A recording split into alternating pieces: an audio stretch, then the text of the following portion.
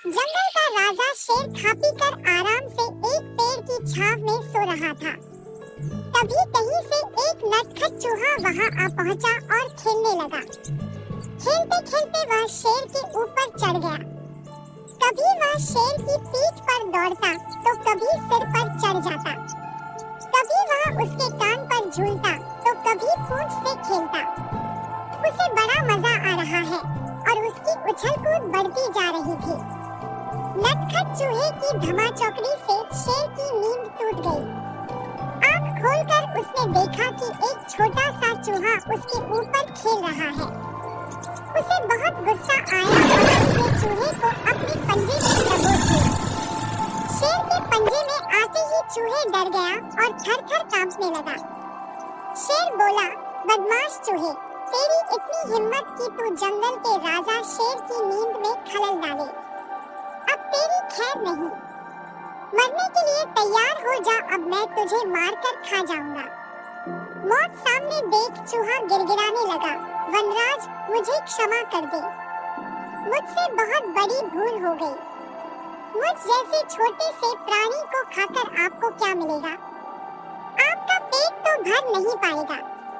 कृपा कर मुझे छोड़ दीजिए। अवसर आने पर मैं अवश्य आपके काम आऊंगा।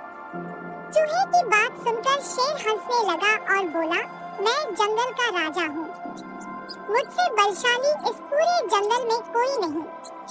तू छोटा सा चूहा मेरे क्या काम आएगा? लेकिन फिर भी मैं दया करके तुझे प्राणदान देता हूँ। मेरी नजरों से दूर हो जा और आइंदा कभी मेरी नींद में खलल मत डालना। चूहा धन्यवाद कहकर वहाँ से चला गया। कुछ दिन बीते। एक दिन शेर जंगल में शिकार के लिए घूम रहा था कि वह शिकारी द्वारा बिछाए जाल में फंस गया। उसने बहुत प्रयत्न किया किंतु जाल से बाहर नहीं आ पाया। वह मदद के लिए दहाड़ने लगा। शेर की दहाड़ वहाँ से गुजर रहे एक चूहे के कानों में पड़ी। यह वही चूहा था जिसे शेर ने दया कर प्राणदान दिया था। चूहे दहाड़ की दिशा में गया तो शेर को जाल में फंसा हुआ पाया। उसने फौरन अपने नुकीले दांतों से जाल काट दिया। शेर आजाद हो गया। उसने चूहे को धन्यवाद दिया तो चूहा बोला, वनराज, आप शायद मुझे भूल गए हैं। मैं वही चूहा हूँ जिसे अपने प्राणदान दिया था। मैंने आपको कहा था कि किसी दिन मैं अवश्य आपके काम आऊंगा। देखिए, आज मैं आपके काम आ ही गया। शेर को वह दिन याद आ गया और उस दिन की अपनी सोच पर बहुत पछतावा हुआ कि जिस चूहे को उसने कुछ समझा था, उसी की सहायता से वह शिकारी से बच पाया है।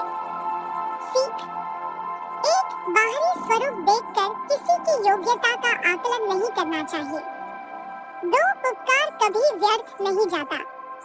किसी न किसी रूप में उसका फल अवश्य प्राप्त होता है।